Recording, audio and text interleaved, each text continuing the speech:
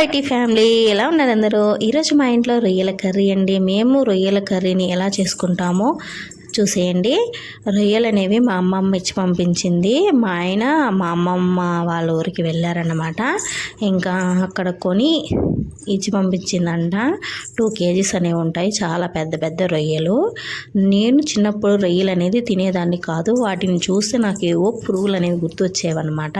Marriage అయిన తర్వాతే అండి రొయ్యలు కానీ చికెన్ కానీ మటన్ కానీ మ్యారేజ్ అయిన తర్వాతే తింటున్నాను. కానీ మ్యారేజ్కి ముందైతే అసలు రొయ్యలకు చికెను మటన్ అనేది తినేవాళ్ళం అస్సలు కాదు. నేను మా చెల్లి తినము.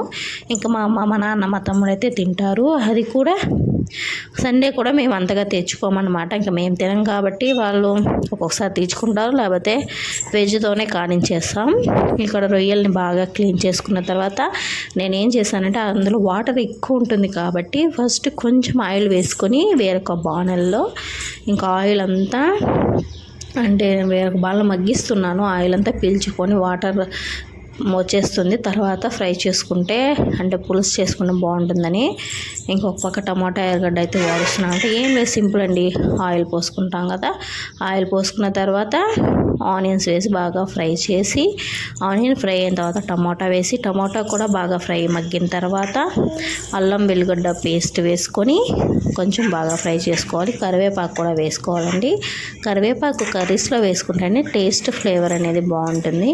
ఇంకా అల్లం వెల్లుల్లి పేస్ట్ కూడా బాగా మగ్గిన తర్వాత కారం అనేది వేసుకున్నాను. కారం వేసుకున్న తర్వాత ఇక్కడ పక్కనే నేను వేరొక బాణల్లో రొయ్యల్ని మగ్గిస్తున్నా కదా, అందులోని వాటర్ అంతా వంపేసిన తర్వాత రొయ్యల్ని అనేది అందులో వేసుకొని కొంచెం సేపు ఉప్పు పసుపు అవన్నీ పడాలండి. ఇక్కడ పసుపు ఉప్పు కూడా వేసుకోవాలి. టమాటాలు వేసిన తర్వాత పసుపు ఉప్పు వేసి మూత పెట్టి క్లోజ్ చేసుకుంటే అవి మగ్గుతాయి. సరేనా? ఇంకా పసుపు ఉప్పు అనేది అంతే కామనే కదండి. ఇంకా వేసుకొని అది కారం వేసుకొని కొంచెం సేపు ఫ్రై అవ్వాలి. కారం కూడా కొంచెం ఫ్రై అయిన తర్వాత మళ్ళీ రొయ్యలు వేసుకొని కొంచెంసేపు ఫ్రై చేసి మూత పెట్టాలన్నమాట. ఆ రొయ్యలు ఉప్పు కారం పసుపు అన్నిటికీ ఆ రొయ్యలకు అనేవి పడాలన్నమాట.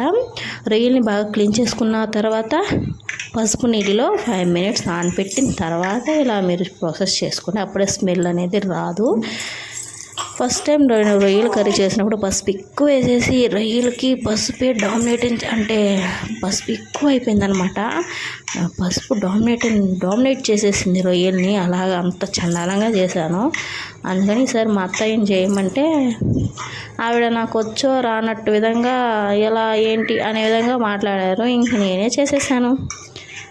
వెళ్ళి సరే ఒకసారి ట్రై చేద్దాం ఈసారి గట్టిగా అని. మా అమ్మ అయితే నాన్ వెజ్ కర్రీ సూపర్గా చేస్తుందండి. ఈ రొయ్యలు వంకాయ వేసి చేస్తుంది, భలే ఉంటుంది. నాకైతే మా అమ్మ రొయ్యలు కర్రీ చేస్తే చాలా ఇష్టం. ఒకసారి ఏం చేశాను తెలుసా, నేను మండేస్ నాన్ వెజ్ తినను అనమాట. పనికి వెళ్ళేసి ఇంటికి వస్తానే ఆకలేసేసింది. చూస్తే రొయ్యల కర్రీ. ఇంకా మండే అనే విషయం కూడా మర్చిపోయి వేసేసుకొని తినేసాను అనమాట. ఫస్ట్ ఒకసారి వేసుకొని తినేసి ఫుల్గా మళ్ళీ ఇంకొకసారి వేసుకొని తిన్నాను. అప్పుడు గుర్తొచ్చింది, అర్రే ఈరోజు మండే కదా, అయ్యో నాన్ వెజ్ తినేసానే అనేసి. ఇంకేం చేద్దాం, పొట్లోకి వెళ్ళింది మళ్ళీ బయట రాదు కదా. ఇంకా దేవుణ్ణి క్షమించమని కోరుకొని ఆ రోజు అలా ముగించేసాను అనమాట. ఆ రోజు దెబ్బ ఇంకెప్పుడు నేను సోమవారం అనేది తినలేదు. నాన్ వెజ్ తినాలి అనుకుంటే ఫస్ట్ ఈరోజు ఏం వారం అని గుర్తు చేసుకొని మరి నాన్ వెజ్ తినేదాన్ని, అలా అన్నమాట. ఇంకంతే అండి.